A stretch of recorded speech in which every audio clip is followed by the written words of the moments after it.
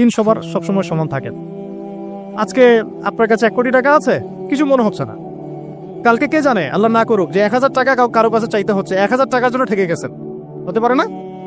তো রিজিককে মানুষ তাজিম না করলে রিজিক দূরে চলে যায়। দুটো বিষয় খেয়াল রাখবেন, দুটো বিষয়। এক হচ্ছে মাঝে মাঝে মনের মধ্যে কিছু আমল করার ইচ্ছা আসে না?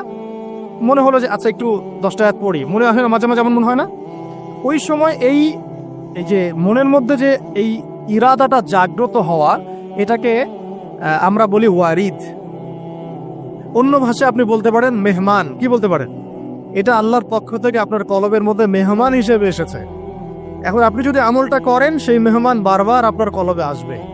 যদি আপনি ওই সময় আমলটা না করেন, মেহমান চলে যাবে, মেহমান অসম্মানিত হলে পরে আর আসবে না।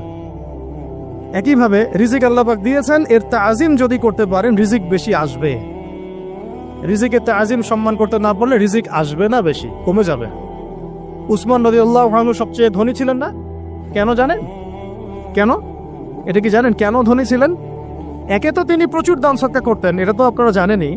আরেকটা জিনিস অনেকে জানে না, তিনি উটের পিঠে বসেছিলেন, কিছু একটা খাচ্ছিলেন, এই 2-1 দানা পড়ে গেছে নিচে।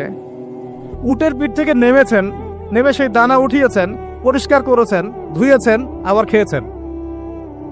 তার এই 2-4টা দানার কোনো কিন্তু মানে পরোয়া না করলেও চলে, তার প্রচুর অর্থ সম্পদ আছে। এত অর্থ সম্পদ যে তাবুক যুদ্ধের দিন 30,000 সেনাবাহিনীর দায়িত্ব নিয়েছেন। 30,000 সেনাবাহিনীর দায়িত্ব নিয়েছেন। সেনাবাহিনী যাবে, থাকবে, খাবে, তাবু টাঙাবে, সব দায়িত্ব তার। 30,000 সেনাবাহিনীর দায়িত্ব নেওয়া কি চারটাখানি কথা? তো